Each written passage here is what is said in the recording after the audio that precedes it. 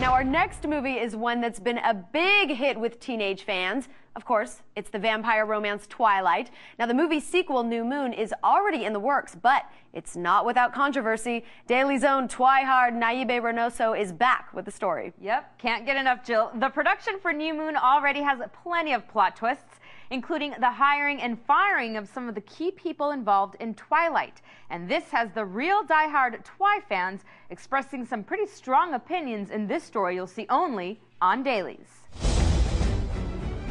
Earning almost $70 million in its opening weekend, Twilight was a box office success. A few days later, Summit Entertainment announced they would make the sequel, New Moon. Online fan reaction was immediate. New Moon will be made. Let's all just fangirl scream together. But after learning director Catherine Hardwicke would be replaced by Chris Weitz, whose most recent work includes The Golden Compass, for some, the honeymoon was over. On TwilightGuide.com, Rosalie wrote, "I will miss Catherine Hardwicke dearly, and if he screws up the movie, then he will have a legion of teenage girls and possibly Twilight moms that will want to bite his neck." I've heard some of the criticism, the effects weren't great, she's not a fantasy director. You know, I think that, if you go back and you look at her debut feature, which was 13, it was about teen angst. It was about what it's like to be a teenager. And I think that's more important to the Twilight franchise than the fantasy aspects of it. Soon after, speculation arose that Taylor Lautner, who plays Jacob, would be replaced because the second book requires a taller, more physically mature Jacob.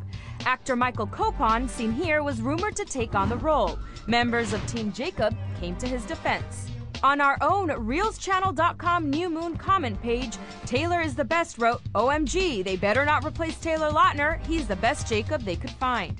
A Facebook page was created named People Against Michael Copon for trying to replace Taylor Lautner, which contains comments like Marissa's. Team Taylor Jacob. Taylor is Jacob. Nobody can replace him. But with or without Lautner, the studio is hoping for even bigger box office numbers on New Moon. In fact, I think there'll be a quantum leap in terms of budget and, as a result, effects. So, I think that's what will broaden the franchise, will satisfy the core fans, and will also get some additional people in the door, spending more money on those effects.